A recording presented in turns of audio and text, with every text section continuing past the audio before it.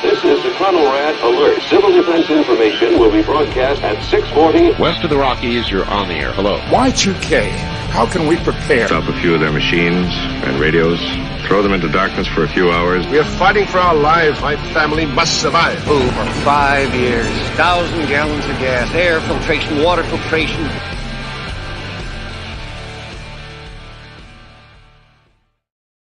Coming at you from the frozen tundra that is East Central Alberta, Canada, streaming live on YouTube, Facebook, Twitter, Twitch, Instagram, Rumble, and Odyssey. Welcome back to the workshop where we create community, find freedom, promote preparedness, and share success. I am Toolman Tim. Today is January the 25th, 2024. This is episode 419 of Workshop Radio. How are all my fellow delinquents out there this fine winter day, winter evening? The weather has been far superior than it has been before in the last couple of weeks, so it is great to be back with you folks. I'm going to open up with, I know, just picked up, went to go live, and all of a sudden, boom, frog in my throat. It's a good start to the evening.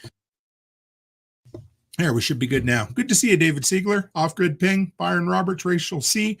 Great to have you all in here. Let's open up with a rule to live by. I threw all 30-some rules into a randomizer, and this evening it spit out number 2. And that is, you have to make a mess to fix a mess. And this has been, it's actually the second highest number on my list. It's one that I've lived by. Ask Becky, she'll tell you.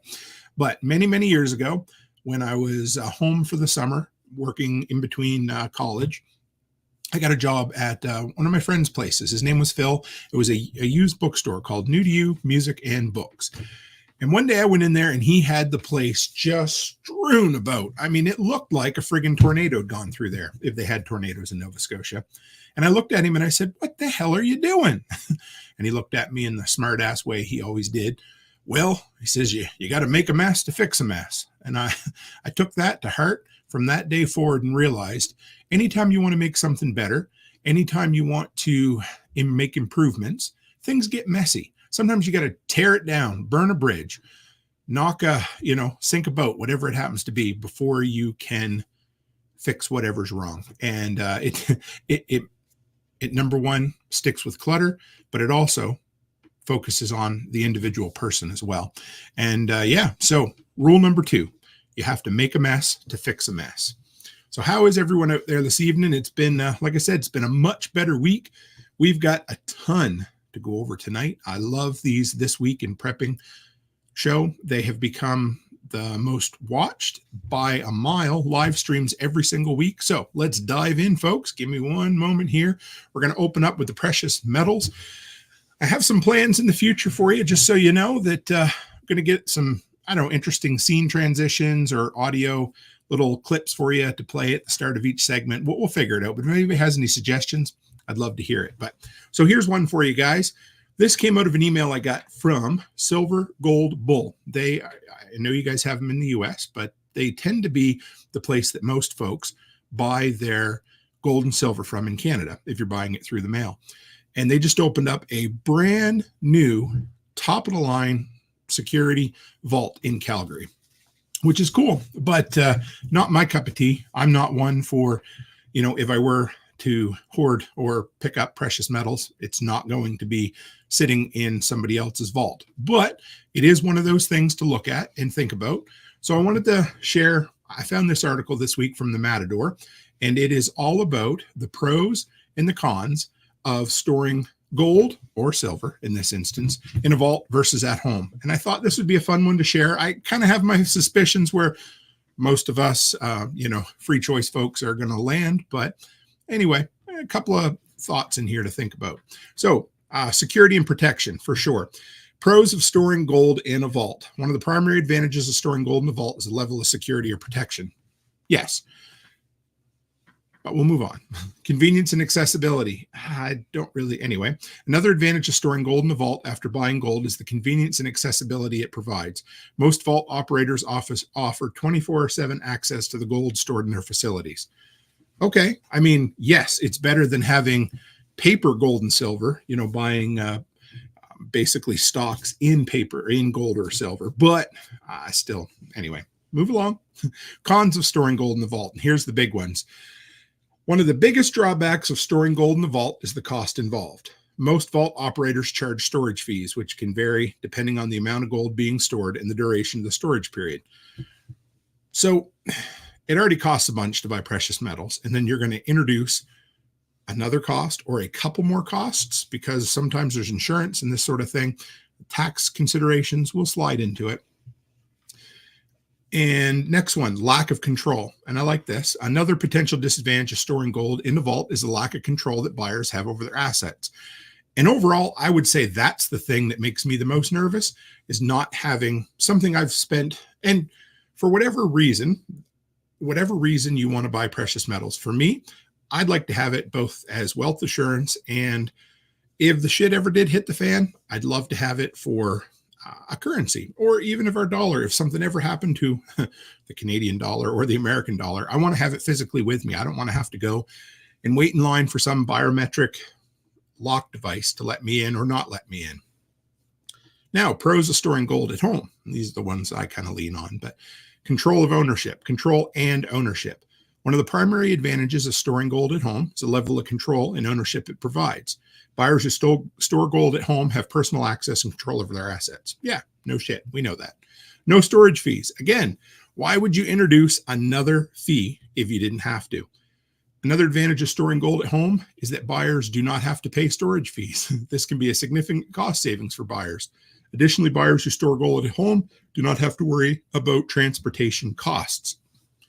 I didn't realize that you ended up having to pay to have, anyway, it makes sense, right? But cons of storing gold at home. Now here, we're going to land on this for just a minute, but security risk. One of the biggest drawbacks of storing gold at home is the security risks associated with it. Well, real easy way to mitigate that is to not tell anybody you got silver or gold around the house. That's pretty simple. I'd go with that. Stephen Harris, a guy I used to listen to all the time, he used to talk about security through obscurity. And to me, that's one of the best ways. Just don't put yourself on the radar. I know it's easy to say when you're live streaming, but don't put yourself on the radar.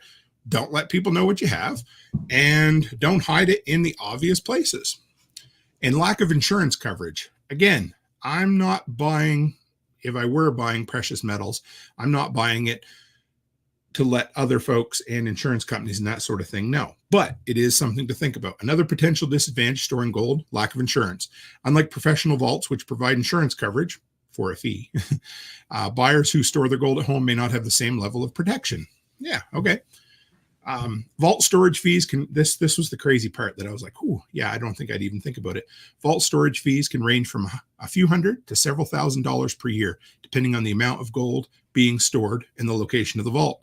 In addition to storage fees, gold buyers may also need to pay fees for insurance coverage, shipping, and other services. Yeah. And then there's this. In general, buying and selling gold can trigger capital gains taxes, while storing gold in a vault may result in property taxes or other fees. I didn't do a lot of digging into that. I'm not exactly sure how you're going to have to pay property tax by having gold in a vault. But yeah. And then for buyers who choose to store gold in a professional vault, transportation and shipping can be a major logistical challenge. Shipping gold requires careful planning and attention. Yeah. So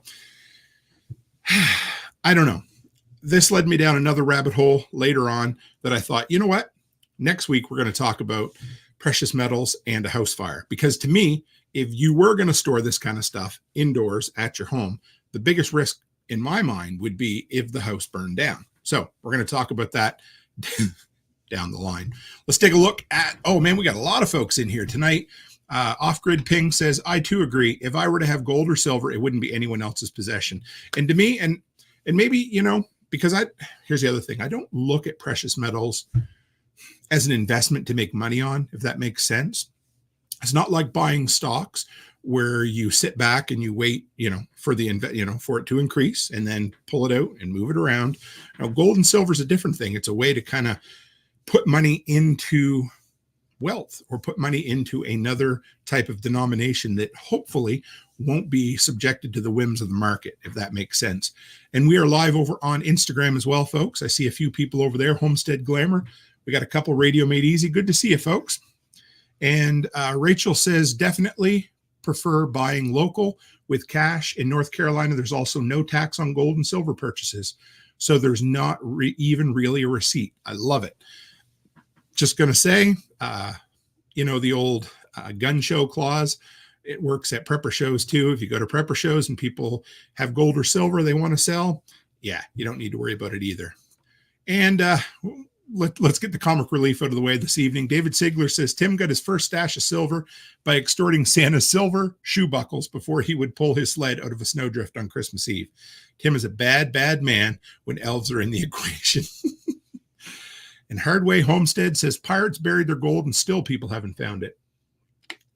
If you guys have ever seen the TV show Oak Island, I grew up about an hour away from there. Story goes that pirates hid a bunch of gold down some sort of mine shaft there, and they've yet to find it. Certainly makes for good television from what I've seen. So, and one more thought here, and then we'll move on to the next article. Chicken Hawk Farmstead, great to see you, said hidden is sometimes safer than in a big safe. Exactly. Because here's the thing. In a big safe, people know there's something in a big safe. Hidden, unless they find it, you're pretty good, right? All right, let's move on to the Stranger Than Fiction. So what do I got here for you now? If you guys didn't hear, Becky sent me this one a couple of nights ago. I hadn't even heard about it. NATO kicks off largest military exercise in decades. So I guess I seen somebody the other day. They basically said, hey, I scour the news so you guys don't have to. And that's kind of what I've been doing. I go through Google News a couple times a day, and I think Google's starting to curate their news toward me because I'm getting more of the things that I'd like to share with you guys. But this is just interesting, just something to be aware of, not something to be scared of. But these are the type of stories that it's just nice to know about, So first off, NATO on Wednesday began its biggest military exercise since the Cold War, with a warship leaving the United States for transit across the Atlantic to Alliance territory in Europe. 90,000 troops will take part in the months-long Steadfast Defender 24 exercise designed to test its defenses in the face of Russia's war on the Ukraine. So this is the largest demonstration, whatever you want to call it, practice, type thing since 1988, since the Cold War. Steadfast Defender will be a clear demonstration. They're kind of talking some harsh language here. Steadfast Defender will be a clear demonstration of our unity, strength, and determination to protect each other, our values, and the rules-based international order. Interesting. The exercise right here, it says, so we're going to have 50 naval vessels, 80 aircraft, and over 1,100 combat vehicles will take part. The exercise, the biggest since 1988, reforger drill during the Cold War, comes as NATO, blah, blah, blah from there. So in other words, this is one of those big, hey, guess what? You can't see it, but I'm flexing my muscles, kind of like Popeye, and they droop down for a minute. But this is NATO just saying, you know what? We're going to do an exercise. It's kind of like whenever North Korea feels like the world isn't paying attention to them, they're like, hey, time to test an ICBM. So if anybody asks you, have you heard about the largest military exercise from NATO? They're calling it the Steadfast Defender 2024. You can now say you have. Let's move along because it's not a nothing burger. It's just something to be aware of, but not to be scared of. David Sigler says, pretty sure Canadians think gold nuggets are the corn kernels found in frozen turds. That could be true. And Chicken Hawk says it's a flex. And that's exactly how I view it as well. It's a flex. This one's cool. This is a technology story here. Found this, I believe this was in the comments on Reddit, actually. And it says, meet Pidex, your Raspberry Pi 5-powered doomsday companion. And if Jake from Ravenwood Acres is listening tonight, he'll enjoy this one for sure. But this is pretty cool. So this guy here named Kenneth, he said, so basically they said, Kenneth is nothing if not prepared, and he's getting ready to survive in a post-apocalyptic world by building his own Raspberry Pi-powered cyberdeck. Meet Pidex. So basically this guy built a custom computer. We'll go down a little further and take a look at it. There's a YouTube video that you can link. Also, I've been getting much better at this, folks. So if anything you see during the show piques your interest, all the links are in the description. So you can click on them and have fun with them. But there is a video on the build of this. It's kind of cool. And it gives a rundown of the hardware and, rugged waterproof box. So it's right there. You've got 3 Ethernet ports, Looks like 4 USB ports, got a 32 gig flash drive, a whole bunch of cool stuff. But what I liked about it was earlier this week, I guess it was Monday, on the Prepper Broadcast Network, James had an interview with a really cool guy who is doing fresh cuts of beef, not like ground beef or anything, but you can get sections of ribeye and that sort of thing, freeze dried, and he's shipping them out. Really neat veteran guy and everything. But the topic or the title of the episode was Prepping Has Gone Mainstream. And guys, I got to tell you, it has. There are stories every day. And they talk about preppers, they talk about being prepared, but when it comes down to it, it's just the concepts of being prepared, which are just all over the media lately. And of course, we know it's an election year, and every time it's an election year, everybody goes a little bit bonky, but here we are. But what I like about this, the dude took a copy of the Wikipedia database, lives on a flash drive nestled inside its own phone line slot in the case. Anyway, they make some fun here. And portable solar panels can be drafted to give you extra juice on the go. This guy just looks like a regular Pelican case. He trimmed the foam out as needed. He even made little labels, 3D printed stuff. And I don't want to get into all the technical end of it because I wouldn't be able to, but you see, you got a folding solar panel there and the whole Pydex with a little keyboard. And I thought it was really neat. I thought it might be a project that some of the tech heads out there might be interested in. So the link's in the description in case you're looking, but it just gives you the control over building your own kind of portable computer box. And I like that. Now, the next one's a little bit longer, but this one really caught my attention this week. And this is an article from Business Insider. And it is Civilization's Rise and Fall. And it's inside an off-grid community of families preparing for the downfall of America. Pretty common. We've seen articles on this before, but this is Business Insider talking about it. We're going to touch on a few of the high points, but I'm going to tell you right away, we're not going to touch on this entire article. If you want to dig it up, read it. It's neat what they're doing anyway. But Riverbed isn't a commune or typical farming community. It's a land cooperative made up of 135 shareholders with a single goal: living independently of modern mass-scale systems of production. And I saw this quote here. It's a little different than we've heard it quoted before, but it says, "True wealth is how long you can survive without money." Interesting. In the summer of 2019, Fisher, that's the guy who founded this, and 15 other households broke ground on this 1,245-acre property. It was kind of cool. He said, and then, of course, the news always has to throw this in here. The stereotypical doomsday prepper, the paranoid fearmonger, stocking bullets and canned goods in a bunker, is a fringe figure. But this is where I constantly see this quote or something very similar. A growing number of Americans have gained interest in learning survival skills and preparing for disaster. The number of Americans who said they recently spent money on emergency preparedness jumped from 20% in 2020 to 29% in 2023. So people are concerned, and rightfully so. Why not be prepared? It's the prudent thing to do. This guy asked the question, he says, would it be safer to grow my own food, store my own water, and not depend on complex systems that I don't understand? Well, of course it would be. And the author said, but as I spoke with him, I couldn't help but think of all the... Okay, so I put this one in red on purpose because this is very similar to the article we read out of Great Britain a couple of weeks ago. So here it is, the Business Insider. When I spoke to these folks, I said, but as I spoke with them, I couldn't help but think of all the people their vision would leave behind. So again, you can't help everyone, but what you can do is set yourself up so you're not a drain on the system. I don't know what more they want us to do. This is,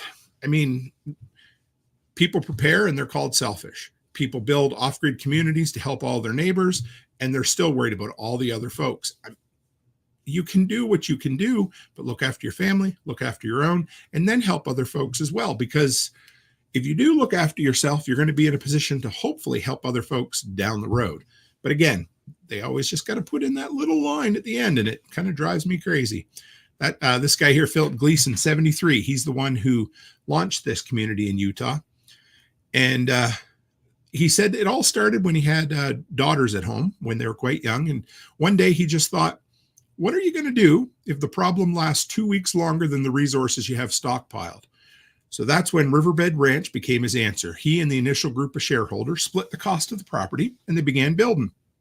The goal is to be able to grow enough food for everyone in town to live on in the event that outside resources become unavailable. And if they don't, hey, you've got yourself a really great self-reliant system there, which I like. If disaster strikes, the ranch is relatively well prepared. It's got a medical clinic, a volunteer fire station, gas and diesel tanks, and a town store. There is Fortitude Ranch, if you've heard of that. It's a very similar setup to this. There are connections through the Prepper Broadcast Network that deal with it. And I thought this was kind of neat. I enjoy it. You can see it from the sky. There, I believe, right here, actually, it tells. Gleason likes doing things his own way, but in the interest of long-term stability, he has sought to maintain positive relationships with local county officials. In other words, state jiu-jitsu, right? Riverbed Ranch is 60 miles from the nearest post office and completely untouched by physical utility grids. Residents have groundwater and private solar systems, but legal entities are appropriately registered, building codes are enforced, and tax dodgers are not welcome. Tax is a four-letter word. We all know this. So we kind of know where this guy stands, but I get it. You don't want to end up coming across as a compound, a Koreshian compound or something where all of a sudden the ATF decides. Anyway, residents are interviewed. This is kind of neat. I like this. Residents are interviewed and vetted by elected board members for their level of commitment to the endeavor, relevant skills, and reliability. So in other words, again, you can join if you are going to be a part of the community. That's what I like. And shareholders spend $35,000 to receive water rights, a plot, and access to communal facilities. They also earn the right to vote on certain issues and elect representatives who oversee things such as road management and conflict resolution. And finally here, from the author's impressions, he said, of the dozens or so residents I met, Fisher's statement about not being gun-toting lunatics, basically, is what he said, rang true. Most of the shareholders I talked to struck me as committed, apolitical, which I like, hobbyists who wanted to forge a deeper relationship with the systems of production and their lives they depend on. So anyway, I wanted to give you an overview of this. It's a long article. You guys can see there's a ton in there, and it's definitely worth checking out if you want. The link, like I said, is in the description, but I'm going to reach out to this dude, see if he's interested in coming on the show. I'd love to pick his brain and see where the motivation for this came from, where the drive comes from every day to keep going, and what his long-term goal is. I mean, he's a dude in his 70s, but you need to have something to do, right? And I love this. I love the idea of building an off-grid kind of community / compound, although don't we hate that word compound? It's so scary. All right. So next, folks, we have, hang on here, Sunshine Prepper. And we're going to look back to let me check back with the community here quick. Chicken Hawk Farmstead said, the only thing the government has done lately is make us want to be more prepared. 100%. Nothing wrong with that. Chicken Hawk says, makes more sense to have 2 t-shirts instead of giving the one off your back and being cold. Yes, that is very true. Nothing wrong with that. And of course, John Palmer, 2 is 1, 1 is none. And in my words, 3 is a guarantee, not an actual guarantee, right? Rachel C says, I totally want a scary compound. Yes. Mine's called a gully. It's not a compound. Not a compound. So, but yes, absolutely. I'd love to have a place where a family could all come, family and friends alike, and we could all be prepared and hopefully never have to deal with that shit. It could be just a great vacation property for the next who knows how long. All right. So if you're new here, folks, this is Sunshine Prepper News segment, and this is Willow. This is her 3rd week doing this. She's doing great. She has a very bubbly, sunshiny personality, which I absolutely appreciate. And I want to highlight this comment here. You may not be able to see it, but I'm going to read it to you. It's from Mr. 1987. And it said, goodness gracious, you are a peppy woman. I need more coffee before I can watch something like this. And Willow is absolutely sunshiny prepper through and through. So let's give her a listen here, and we'll see what news she's going to cover this week.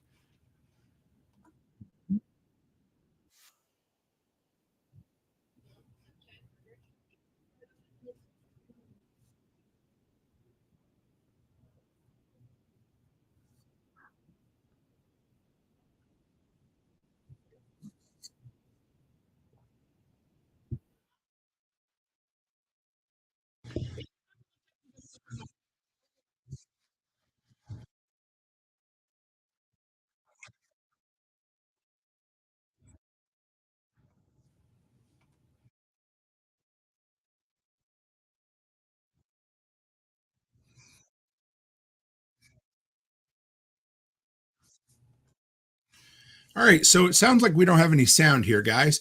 Give me 1 second. We will get it up and running. And yeah, sorry about that. It's the beauty of live television now, isn't it? So we're going to bring that in. We're going to present it. We're going to bring her back on. And yeah, Willow has done a great job with this. Like I said, it's her third. We've been doing this. We're going to do, I don't even know how to exactly, well, we haven't got a name for it yet, but Nicole and I are going to be doing these Kickstarters for entrepreneurs. We're going to, the first couple are going to be, you're going to fill out an application and we're going to bring you on. Eventually there's going to be a bit of a fee, but the whole idea came from this conversation with Willow, and her personality is sunshine. And so we wanted to figure out a way how to monetize her sunshine, which I thought was really cool. So now we got it. I forgot to click this one right here. There we go, guys.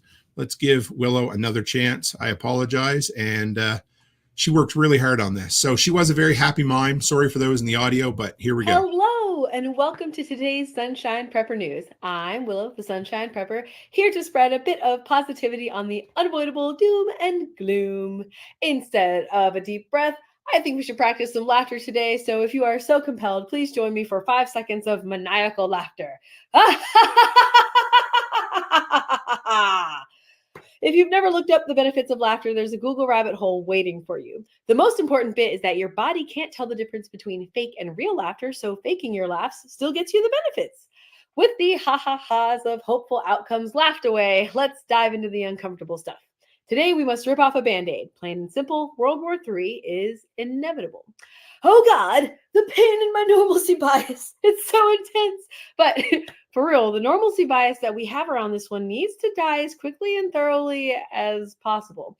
I too have tried to lie a happy place in my expectations that something prevents this from further escalating into World War, when in reality, history is more likely to look back on these years and conclude that with the amount of governments launching missiles and drones at other governments, that perhaps the shit has been flung at the fan. Maybe it hasn't quite made impact yet, and we're living in the slow motion place, knowing that the poo is headed to go kabloo on the fan. But no one's going to jump out and shout from the rooftops that, oh, World War III has started. But I think that the following examples lay a solid case for the wheels of war being in motion, at least in a way that's beyond our circles of influence at this point. Buckle up for a quick overview. First, in Europe, we've got Sweden, Estonia, and Norway making various flavors of announcements to tell their citizens to prepare for war. Britain has gone so far as bringing up conscription for men and women and stating that war is inevitable in the next 20 years, while Germany is pledging to be the military backbone of defense of Europe. Also, consider that Russia's leaked plans, even if that leak was fake or not 100% real, or whatever fourth dimensional chess voodoo hoodoo that's supposed to be, I still think it fairly well demonstrates that there is a long-term plan for conflict, definitely longer than the goldfish attention span in the United States. But there's more. NATO is holding its largest military exercise in the last 40 years, amassing around 100,000 troops over the next few weeks in the direction of Russia. As a wise prepper once said, there are no military exercises, only World War III disguises. I think we should also look then at how much money and resources China is spending on exercises around Taiwan as just another World War III disguise. They wouldn't be spending that much money and fuel if they didn't genuinely plan on taking Taiwan. They also really disapprove of how Taiwan's most recent election turned out, and are kind of committed to doing everything in their power to take back the island. It's just a matter of when. Though I think a ground invasion is pretty unlikely, a lot of chaos could come just from sea and airstrikes. Let's not forget that very recently North Korea launched some missiles into the Yellow Sea, and that made South Korea put themselves on the highest state of alert. There's unavoidable escalation happening over in the European brawl, and we've got a tinderbox ready to blow in the Far East, while in the Middle East, we have Israel arming their citizens. I heard an air control center was recently bombed, and so hospitals in Lebanon and Israel are doing mass casualty drills. It's a mess. But it's thought by military analysts and the government of Israel that if a deal can't be reached within about a month, then war with Hezbollah is imminent. All the while, Israel is also verbally wanting to fight with Iran, saying that it's the head of the octopus. I need to learn more about those geopolitics. But on top of that, you've got the United States and Israel now shooting missiles at Yemen in retaliation for the Houthi rebels shooting missiles at ships in the Red Sea. It's just missiles, all this hoopla with the Suez Canal. Please, somebody tell me, how is this not definitively the beginning of the end of the world as we know it? If you had heard headlines like that, all these missiles going back and forth and military operations slowly finally being called war back like pre-pandemic, this would have been called World War, I think quite quickly. Like, how did military industrial complexes everywhere not would have risen up? I don't know. How do we normal our way by up until now? How are more people not waking up to like the great peace that we've generally experienced in the last chunk of decades was a glorious anomaly in the grand scheme of human history and conflicts? It's been really, really nice. I'm glad I got born in this chunk of history. But I don't know. How all that works is so far out of my scope of influence that all I can really do is laugh about it. Well, our predicament really is no laughing matter, but I think that we all need the physical benefits of laughter after all that gloom. Whether it's going to be in 1 year, 5 years, or miraculously 20 years, conflict between nations is increasing in a country near you. But don't be worried about the glorified doom and gloom like conscription. Instead, be worried about how a war economy could change your life. A mushroom cloud is not likely to take you out nice and easy. So, to help secure your standard of living for all the things that are headed our way, my suggestion today is potatoes. Yes, potatoes. Boil them, mash them, stick them in a stew. I personally prefer sweet potatoes, and this will be my first year attempting to grow either. But wait, have you heard of the true survival tactical tot, known as the Jerusalem artichoke, which is neither from Jerusalem nor an artichoke, but I hear it's like the honey badger of root crops. It doesn't take much for them to regrow in an area, and any food that you can grow on your own will be a compounding blessing to your future self. What happened to victory gardens? Why isn't that a thing? How do we reinvigorate that as a movement? If you agree with me, the future history books will say that World War III was already in motion in 2024. Commit to cultivating some kind of potato in your garden today. May this be the year of victory gardens. Willow the Sunshine Prepper out.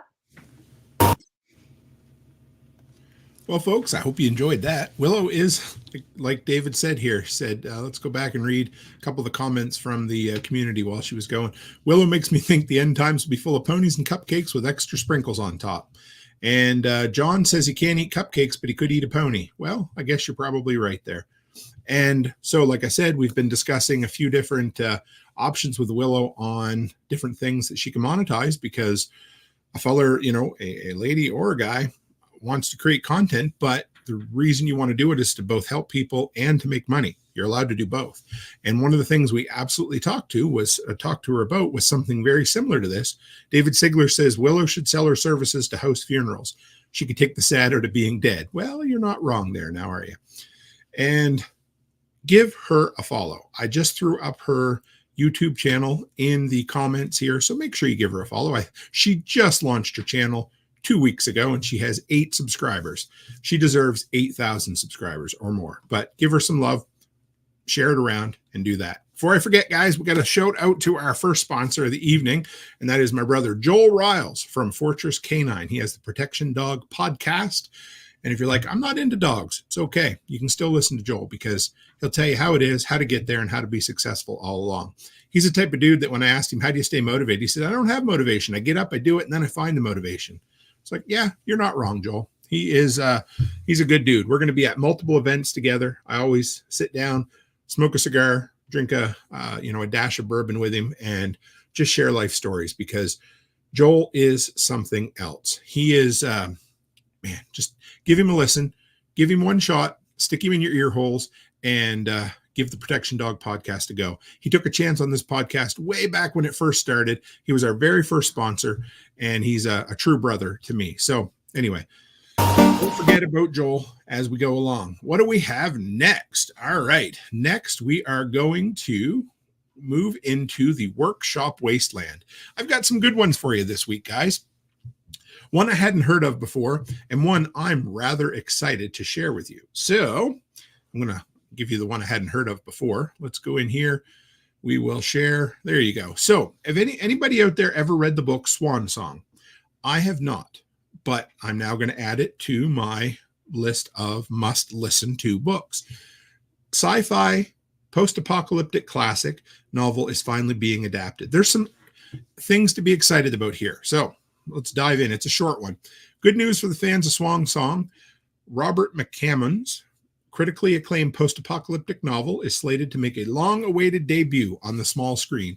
Sci-fi fans and bookworms should relish seeing McCammon's bold vision brought to life by none other than Greg Nicotero, the guy who is an executive producer on The Walking Dead, but more importantly, did all of the best grisly, gross you out special effects on The Walking Dead and plenty of other classics going back into the 80s. The dude has a passion for post-apocalyptic fiction, and he will do this right. At least I hope he will anyway. So I got to go and listen to the book at some point and give it a shot. So here's a copy of the cover. And the novel's harrowing, captivating survival narrative, enriched by supernatural intrigue, takes place in an American devastated by nuclear war with the U.S.A. How prescient is that? Hey, folks, the book's post-nuclear dystopian wastes where monstrous creatures and hostile demonic forces run amok rivals the best and worst of other post-apocalyptic stories it certainly influenced. It sounds like, with the demonic forces at play, sounds like it might have some similarities to World Made by Hand. So I haven't read it. I'm excited. I'm always excited when I hear about new post-apocalyptic pop culture. This one should be good. But the one that I think other folks, somebody over in, so this Workshop Wasteland segment, it has its own Telegram group.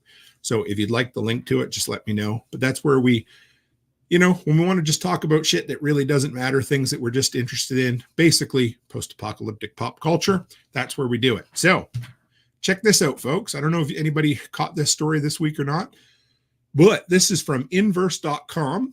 The last post-apocalyptic movie you'd think of getting is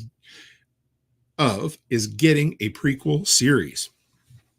Check this out. They call it a forgotten one. I didn't think it was. I think it's pretty popular in our community, but it says a forgotten 2010 post-apocalyptic movie is getting a second life on television. John Boyega, if you don't know him, he played in the latest Star Wars movies. He's going to be the star. He's going to executive produce a prequel series. You ready for this? Anybody on the audio? I've teased it enough.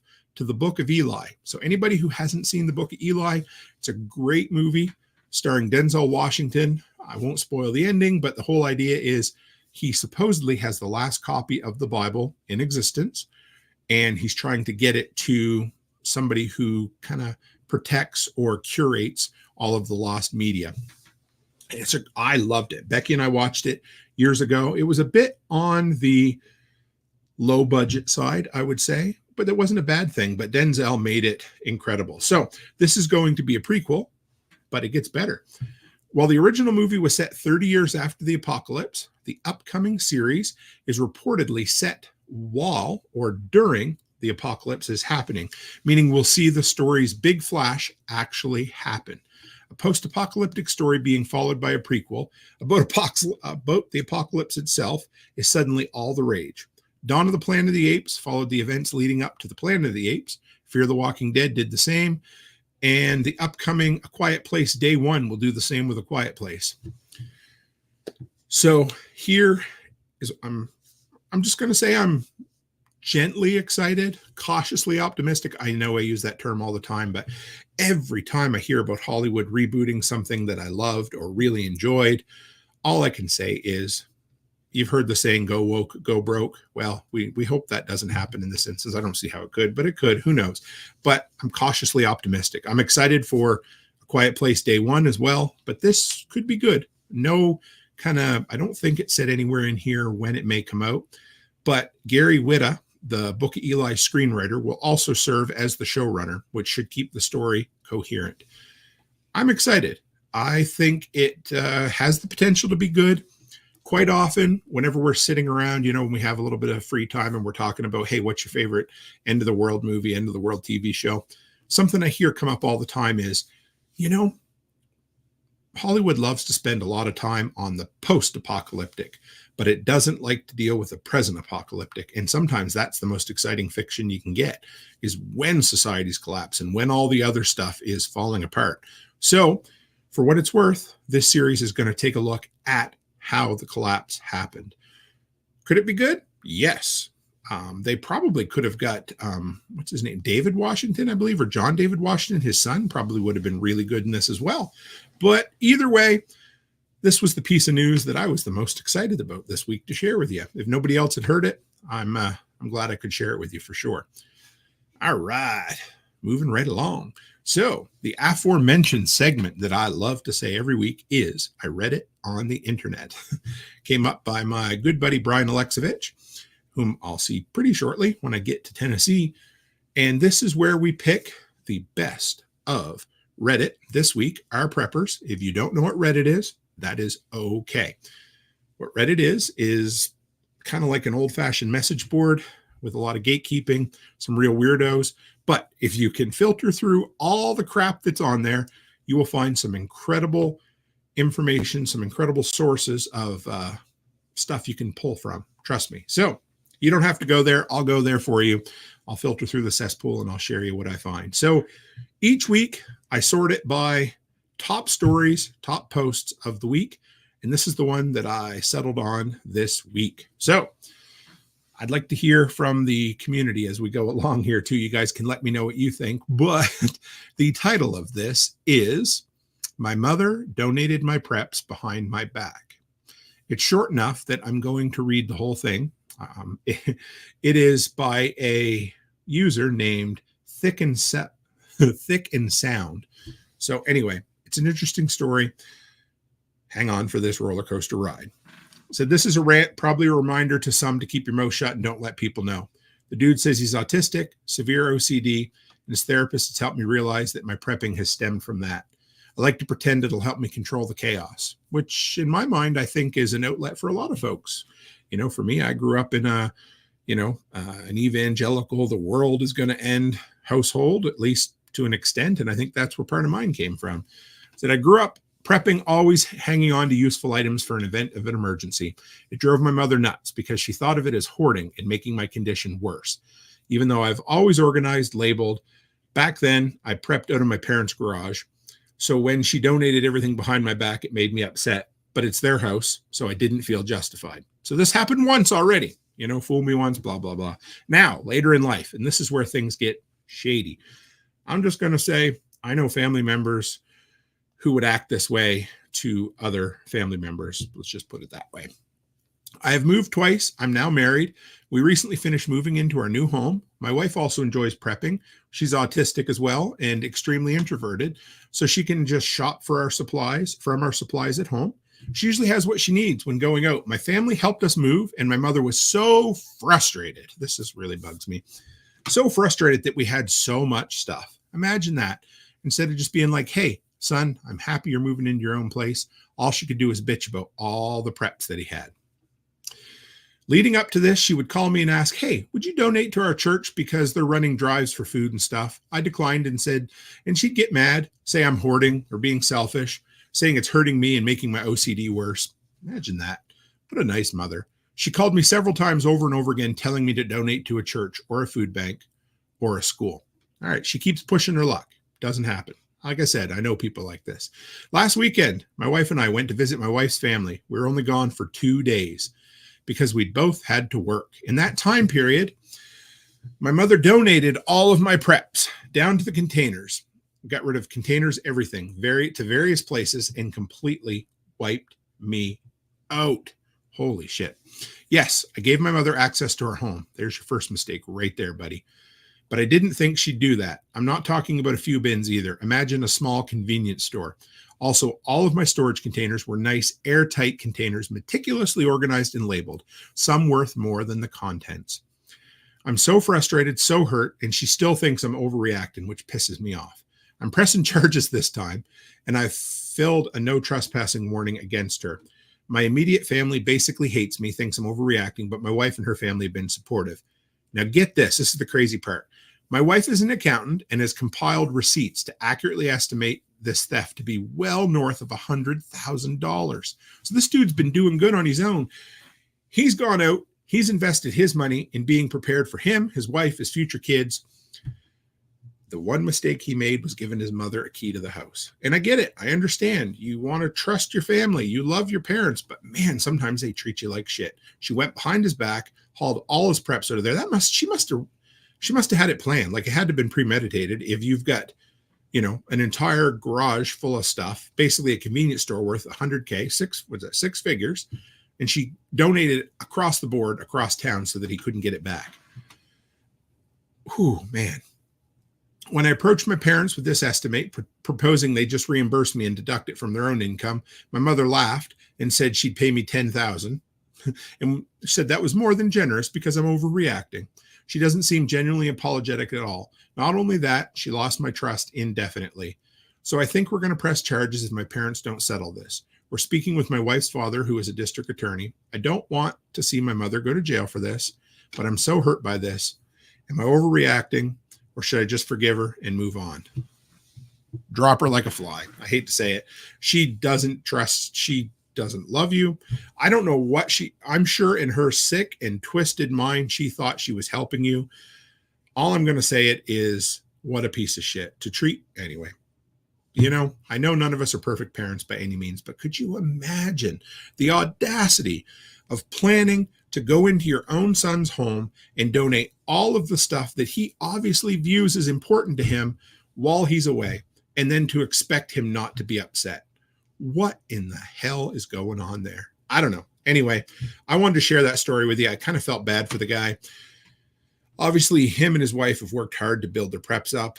I don't know where it goes. Like he said, he doesn't want to send his mother to jail. Move on, dude. It sucks. It sucks. I feel bad for you. Sometimes you just got to cut family off. It's been something we struggled with for a long time. Yozik says, tell me how you feel.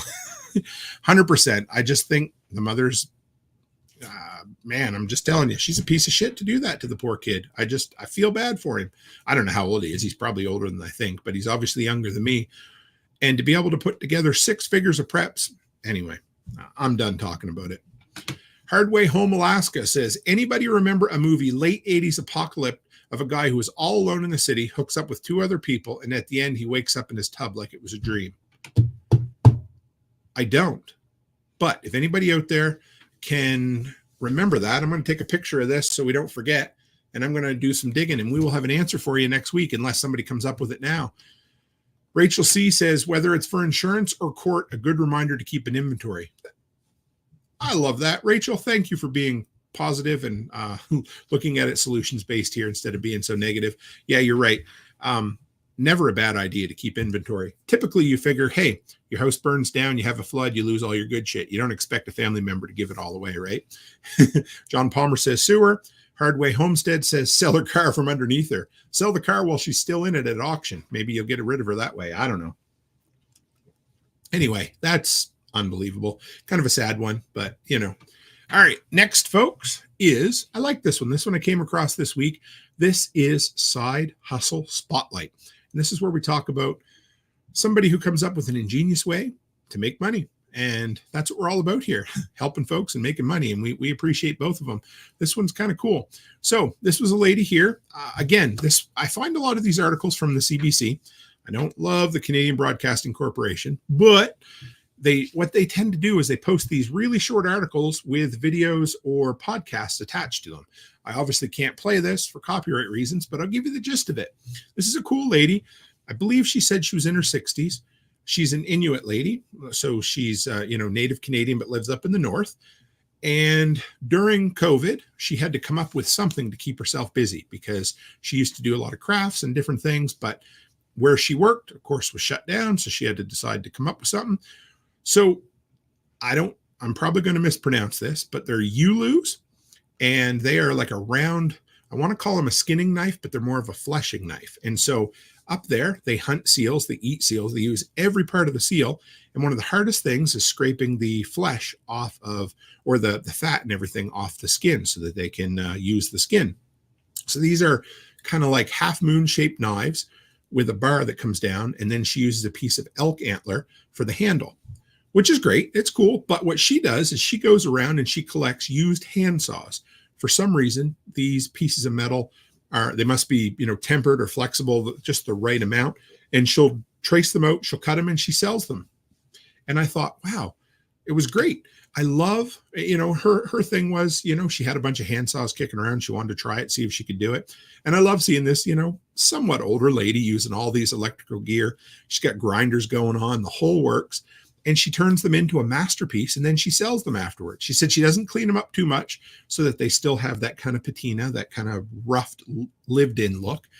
But I want this to inspire somebody out there. Not who knows, but somebody will be looking around, they'll be out in their garage and be like, man, I got all that metal that I've been holding on to just in case. Guess what? Might be time to liquidate it. Turn it into hard cash. You know what? Build some stuff, trade for some silver, some gold, some crypto, whatever you want to do, or just turn it into something, take it to the farmer's market and make some money. But there is no end to the great things that folks can come up with to make money with. And I love it. I mean, that's ingenious. This lady who was all the way, she was kind of up north where she was, but kind of just completely alone. She couldn't do anything during COVID. And instead of sitting on her thumbs thinking, well, I guess I'll have some more Doritos, she decided, hey, shit, I'm going to make stuff and I'm going to make money. Always an opportunity somewhere, folks. So I wanted to share that with you. And if you want to watch that video, the link's in the description too. David Sigler says, going back to the previous story, bathtub full of ice and a good buyer for kidneys, and that dude could be flush again. Yes. Well, they'd be even anyway. And Chris Dixon says, I wonder who that could be. Referring to all the extra stuff that a feller might have or might not have in their workshop. Yeah. So anyway, what do you think of that? Next we have, okay, guys, I want to chat right quick here.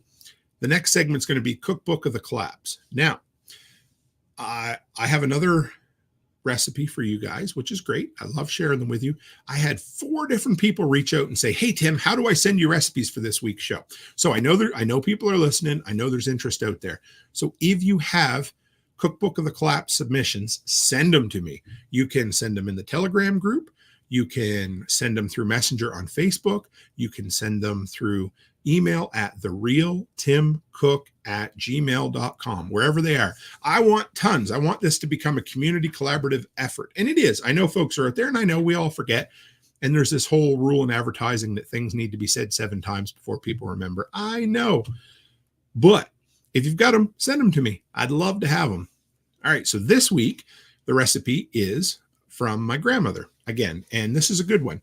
So when I was a kid, and I don't have a lot of memories of this because she passed away before I turned 9, but she used to make what she colloquially called doughboys. Now, what most people know them as is dumplings, but they were basically just globs of dough that she would drop into the top of her rabbit stew for the last 15 or 20 minutes, and everybody would fight over them because they were so good. They would just be this globby, carby, doughy mass that would suck in all the moisture from the rabbit stew. And everybody's like, rabbit stew? Are you serious? Oh yeah, it was a delicacy out there. So it was good. And it was dead simple. And it is definitely something I could picture making a pot of homemade stew on the wood stove. Actually, we did this on multiple occasions, and throwing big dabs of GLENNAS Doughboys into the top of the stew. So here it is. Real simple. 1 cup of flour, 2 teaspoons baking powder, half a teaspoon salt, half a cup of milk. Mix it all together. And then here's the key, the 2 things we found. Don't disturb them. So when you know the stew's done, the last 15 to 20 minutes of cooking time, you want to take a dollop, dump them in on top. Because what happens if you leave them in too long, they'll sink to the bottom, they'll stick to the pot or stick to the bottom of the pan, and they'll scorch. Also, leave the lid on once you put the dollops in there. So good. But that's the key. If you open it up, I don't know exactly what happens. Physics takes over. And again, they want to sink and they want to stick and they want to scorch. So you don't want to do that. But cup of flour, 2 tablespoons baking powder, half a teaspoon salt, half a cup of milk, mix them together, throw them in, and Bob's your uncle. They are great. So Glenna's going to have 2 recipes. She's been gone well over 3 decades now, and she'll have at least 2 recipes in the Cookbook of the Collapse, which I love. Byron Roberts says, rabbit stew and dumplings sounds really good. My earliest hunting memories with my father were rabbit hunting. It was exciting and friggin' miserable, as you wouldn't believe. I didn't love it at the time, but looking back, I think, man, why didn't I? This is how it worked where I grew up. You would, we didn't have rabbit hounds, but lots of folks did. So you would borrow them from family, either my Uncle Paul or my grandfather at the time. You'd pick up one of the rabbit hounds. Dad would be like, all right, let's go stake out a tree. And you'd let the dogs run down in the field. And you'd go find some kind of shady old tree that you're like, I don't know. Anyway, it's February. It's cold. There's snow on the ground. You're trying to stay warm. You climb a tree with a 12 gauge in your hand, or a 20 gauge for rabbit hunting quite often. And then the rabbit hounds would start chasing, and they'd make big circles. And as the rabbits would come around, the rabbit hounds were smart enough to give them some leeway, and you would just get a bead on them, and it was fun. It was exciting. Freeze your baguettes off, in the words of Clark's father-in-law. But the only downside, of course, was when you'd sit down to eat rabbit and you'd bite into it and you'd spit out some of that shot shell. So there you go. It was fun. Always had a great time with Dad. It's a good memory. And I always enjoyed rabbit stew. It was fun. But Nan's Doughboys were to die for, folks. All right. Next announcement, because we have 3 sponsors, and right now we've been running 2 shows a week. The other sponsor that I need to mention tonight is Two Chicks Homestead. My good friends Nate and Aaron, they run Homestead Ham Radio and Two Chicks Homestead. They were good enough to put on the workshop delinquent get-together in, I was going to say Ohio, but it's Illinois, last year. Great friends of mine. They have a great podcast. They just did a recent episode all about the cold that they had to deal with. So give them a listen, add them to your old ear holes, and support folks who support the workshop. I thank you for that. All right. What is next, folks? Next, we have This Week in the Workshop. I always like this. This is where we take a look back at the shit I got done this week. So 2 reasons I do this. One, so that you guys hold me accountable. If you think I didn't get enough done this week, you can bust my balls. But more than that, it is simply to share ideas so that you might hear some of the things I've been up to and you get motivated and say, hey, I'm going to try that too. Well, I spent a day working on a punch list at the daycare last week. I got lucky. I had to put up shelves, and I went into the room where they were, and the old standards were still there. So I didn't have to screw anything in. I just had to strengthen things up a little bit. So that made my life way easier. Put up some new paper towel dispensers. For the first time in my life, I hung one of those heavy duty folding change tables that you'd see in a gas station. They were great. Those sons of bitches are heavy. Anyway, you have to obviously anchor them into studs, and you use little leg bolts, but I did it, managed to finish it off. I assembled a bunch of furniture for the missus, which was great.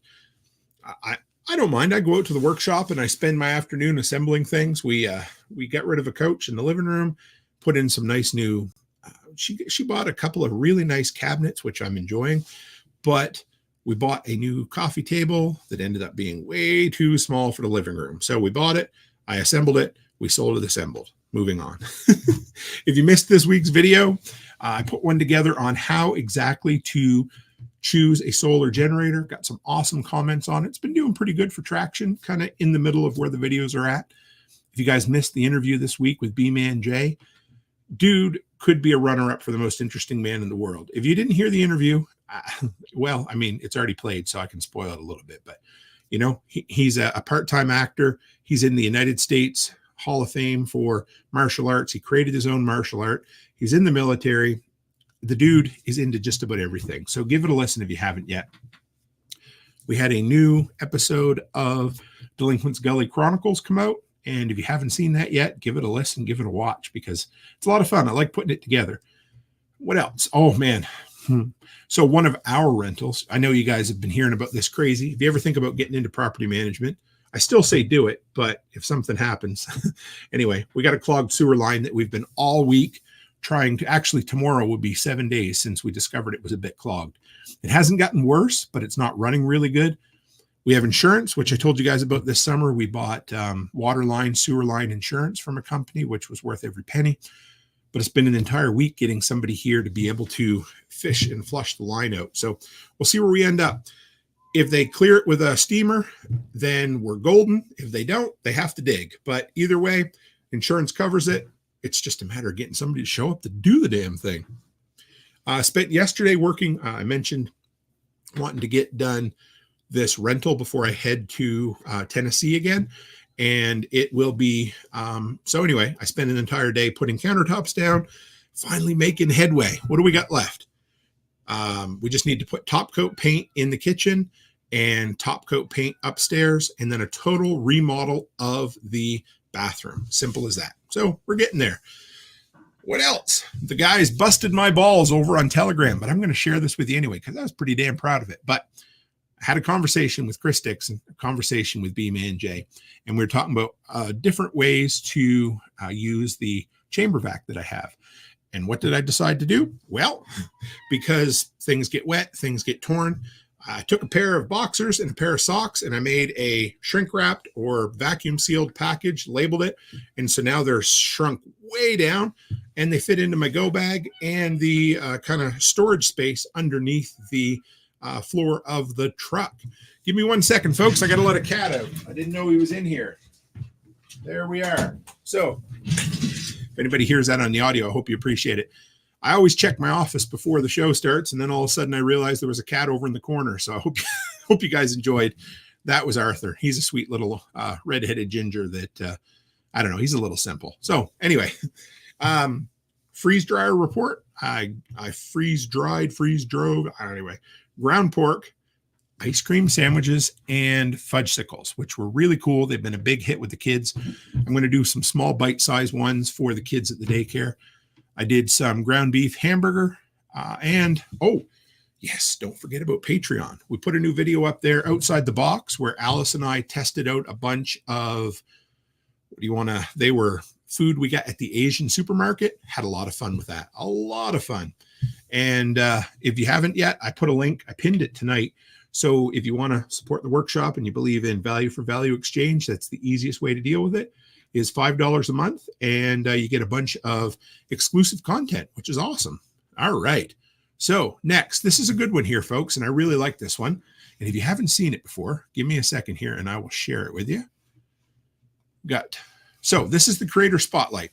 Now, typically in the past, I have done this as a YouTube channel, or I did one as a TikTok channel, but this one is a book. And I don't know exactly where it came from, but something this week reminded me of this book. So if you've never read it, it's a really short read, but it's a lot of fun to read. And it's called Possum Living.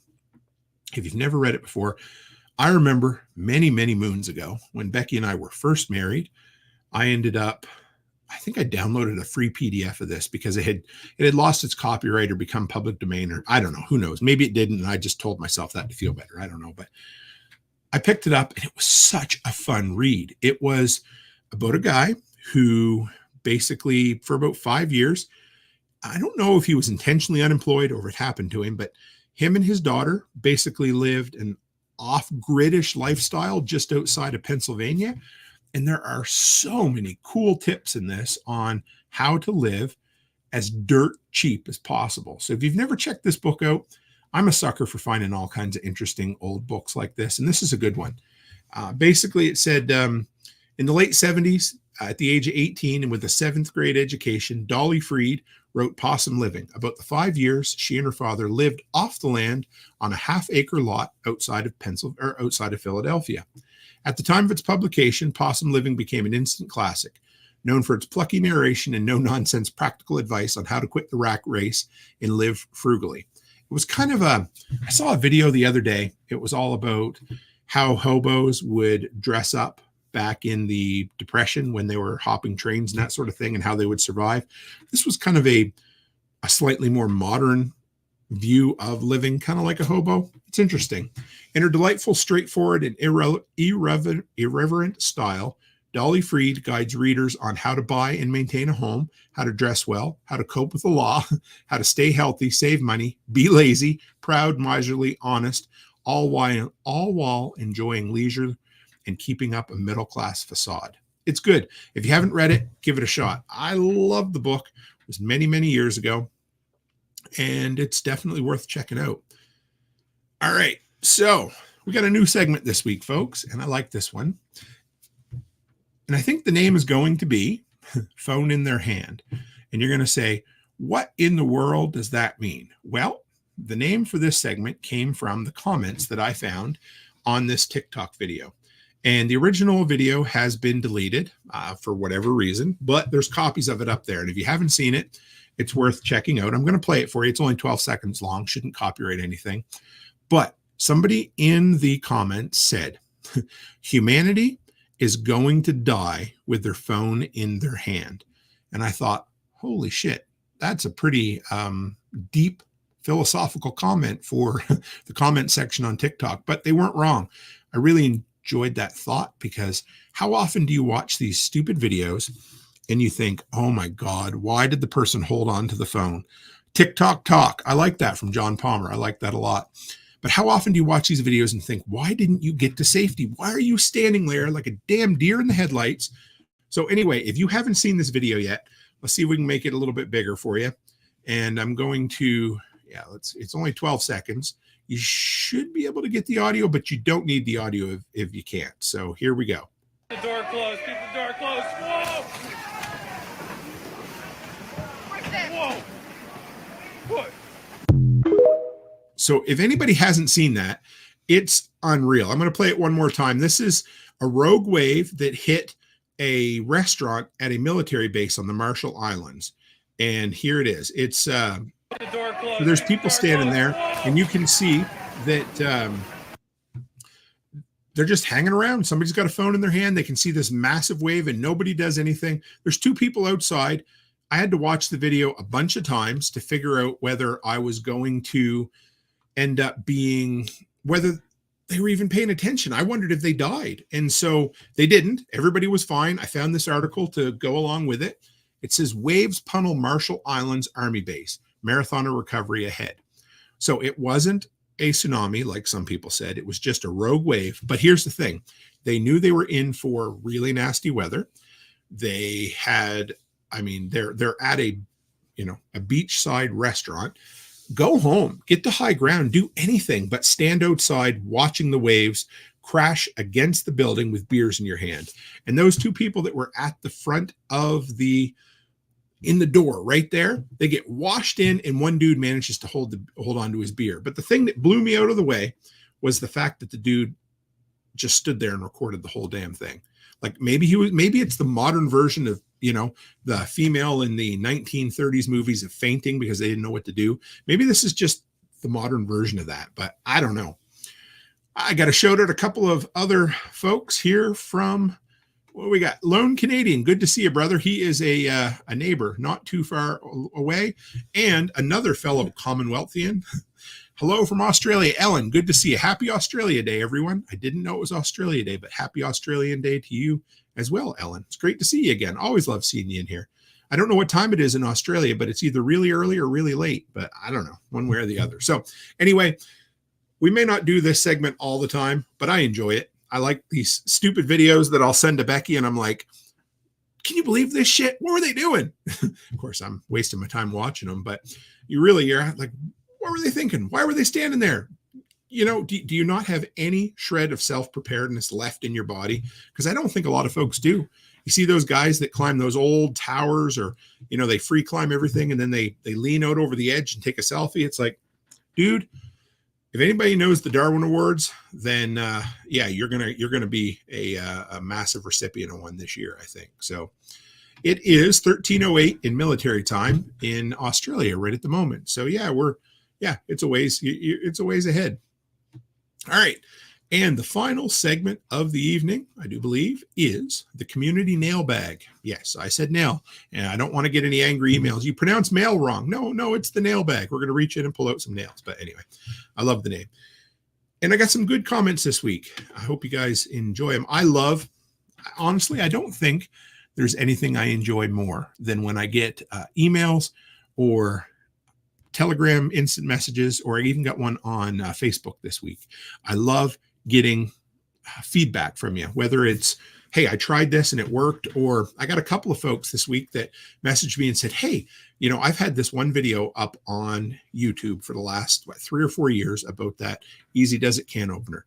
And I finally had somebody message me, didn't know me from Adam, and said, hey, Tim, just want to let you know, I picked up that can opener and I wanted to come back and report back that I love it. Thank you very much. So that kind of stuff means the world to me.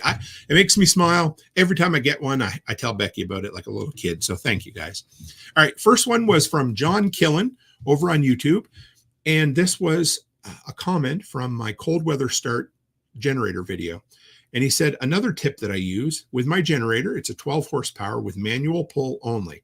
It's in a shed without any other flammables. So I use a 20-pound propane container with a heater hat on it. One of those, they just look like a fan on top that are normally used for construction. I let that run for an hour or two in the shed, which is probably 120 degrees. After a while, it will warm up.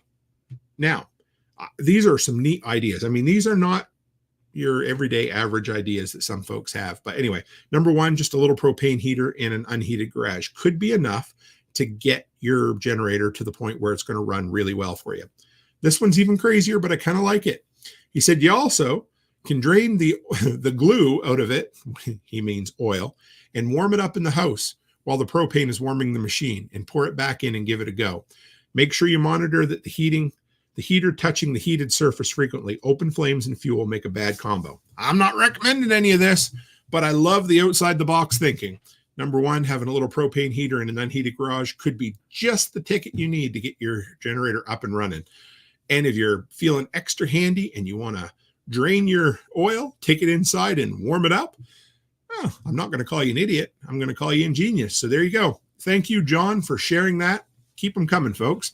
Next, this was Dave. This was in the comments from last week's This Week in Prepping, and he's really good. He shared a lot of good stuff with us over the last couple of weeks. This is a book, Under a Graveyard Sky by John Ringo. It's a pretty interesting take on zombie books. The series requires frequent use of the suspension of disbelief button, but he said it's a good read, and he assumes it's available as audio as well. He also said, I don't know about up north, but in the States, most libraries have free audiobooks. Low-cost option, but probably more limited selection. I like that. And then he also mentioned last week we did the hamburger soup as the cookbook of the collapse. And he said, my wife does the same soup, but does celery and rice instead of the veggies. Love getting feedback like that. But anyway, I know in Canada you can get the library audiobooks. And I've never looked into it, but it's a way to save some money for sure. So if you're interested, check that out too. But I'm going to check out Under a Graveyard Sky. I always love getting good recommendations from folks. And if you have any, send them over this way. And then this one here, 2 quick pieces of comment from the community. I loved it. This was on Fountain. If you're not on Fountain, it's a great app to be able to support creators and send them a few Satoshis here and there. But this came from Coop DePookie. I don't know what the name is. Anyway, I love these names trying to say them, but just said, enjoying the weekly recaps. This Week in Prepping shows are awesome. Thank you very much. And then Jake, my buddy Ravenwood Acres, said, I'm really digging these shows, Tim. I appreciate it. So I love hearing that. It makes me smile. I love putting together these This Week in the Prepping episodes. They seem to be a big hit with you. So we're going to keep them coming. I love putting them together. It's kind of, like I said, the culmination of all the segments I've been doing over the years with the podcast, and it lets me kind of share all of my post-apocalyptic passions with you. So if you have suggestions for other segments, send them my way. So what am I asking for you guys? Not much, but 2 things. Number one, the free thing, the thing you can do to support the channel is what I absolutely love. Number one, share it. If you like this episode or any of these episodes and they speak to you or they do something for you, let me know. But more than that, let other folks know, because I would love to get this in front of as many people as possible. So thank you for that. And number 2, don't forget about the cookbook of the collapse. This is my new little pet project that I'm enjoying. I said, once we get to 100, I'll put it together in a book and we'll share it. So if you have simple, easy recipes that you can put together using your preps, using the stuff like we have in the Mylar bags and in the 5-gallon buckets, then let me know. Or just, simple, easy, wholesome recipes that your family ends up having. So I would appreciate you to send them along to me any way, shape, or form that you can. And let's take one more look at the delinquent community here on YouTube this evening. Lone Canadian says, might have a couple things on the way that could use a review. We'll talk when they come in. Appreciate it, brother. Always love seeing you. We got to have coffee soon. And Ellen says, well, I've been watching all the vids about Texas and the border. Scary stuff. Free country of Texas coming. I never even thought to talk about that this week. Maybe that'll be on the show next week. So anyway, folks, you know I always appreciate you. Thanks for making this show the highlight of my week. I can't wait to see a whole lot of you in person over the next couple of, well, I got to get 2 more months out of the way. I'm getting ahead of myself, but we got, I got 4 events so far that I'm going to be speaking at over that kind of 6-week road trip down to the States. So I'll see a bunch of you then. And as always, stay happy, stay healthy, and have a great week.